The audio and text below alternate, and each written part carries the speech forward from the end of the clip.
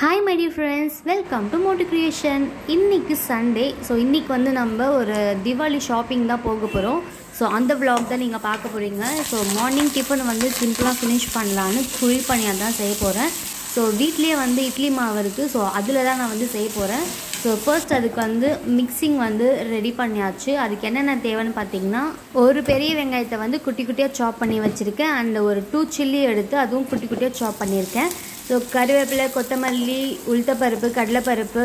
கடுகு சீரகம் கொஞ்சமா வந்து பெருங்காயத்தூள் கொஞ்சமா salt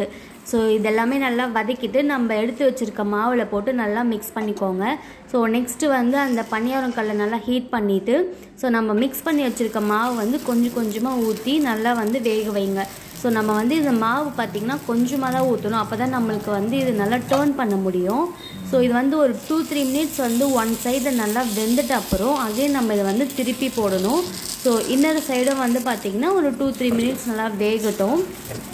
ஸோ இது நம்ம வந்து செகண்ட் டைம் வந்து திருப்பும் போது கொஞ்சமாக வந்து ஆயில் ஊற்றிக்கோங்க ஸோ அப்போ தான் நம்மளுக்கு வந்து அது ஒட்டாமல் அழகாக வரும் அண்ட் ஃபைனலாக வந்து பார்த்திங்கன்னா காரக்குழி பணியாரம் வந்து ரெடி ஸோ உங்களுக்கு வந்து எந்த மாதிரி பணியாரம் பிடிக்கும்னு கீழே கமெண்ட்டில் சொல்லுங்கள்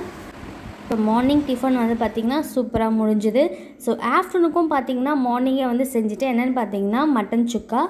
பீன்ஸ் சாம்பார் அப்புறம் சாப்பாடு வந்து செஞ்சு வச்சாச்சு மார்னிங் ஒரு 10 o'clock இருக்கும் அந்த டைமில் வந்து ஃப்ரிட்ஜு ஓப்பன் பண்ணி பார்க்கும்போது வந்து பார்த்திங்கன்னா ரொம்ப கொடூரமாக இருந்துச்சு சார் இன்னும் எல்லாமே க்ளீன் பண்ணிடலான்னு பார்த்தீங்கன்னா பண்ணியாச்சு ஃபர்ஸ்ட் மெயினாக அது எதுக்கு நான் க்ளீன் பண்ணேன்னு பார்த்தீங்கன்னா எங்கள் வீட்டில் இந்த மாதிரி ஃப்ரீசரில் வந்து பார்த்திங்கன்னா ஐஸ் கட்டி வந்து இந்த மாதிரி ரொம்ப கட்டியாயிடும் சரி வந்து தீபாவளியும் கிட்ட வந்து கொஞ்சம் க்ளீன் பண்ணலான்னு பார்த்தீங்கன்னா ஃபுல்லாகவே வாஷ் பண்ணி க்ளீன் பண்ணிட்டேன் ஸோ இப்போ பார்த்தீங்கன்னா வீட்டு வேலை எல்லாமே நான் ஃபினிஷ் பண்ணியாச்சு ஸோ கொஞ்ச நேரம் வந்து வீட்லேயே ரிலாக்ஸ் பண்ணிவிட்டு ஸோ மைண்ட் ஃப்ரெஷ்ஷாக வச்சுட்டு நம்ம ஷாப்பிங் போனோன்னா கொஞ்ச நாள் ஜாலியாக இருக்கும் ஸோ நாங்கள் போயிருக்க இடம் எங்கன்னு பார்த்தீங்கன்னா நம்ம அண்ணாச்சி கடை தான் சூப்பர் சரவணா ஸ்டோர் தான் போயிருந்தோம்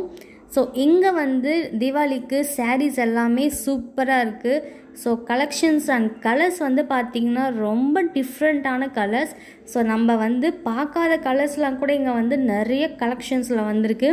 so silk saree semi silk saree cotton saree பட்டு saree Poonam saree crepe silk so இந்த மாதிரி நிறைய கலெக்ஷன்ஸில் வந்திருக்கு அண்ட் மெயினாக வந்து பார்த்திங்கன்னா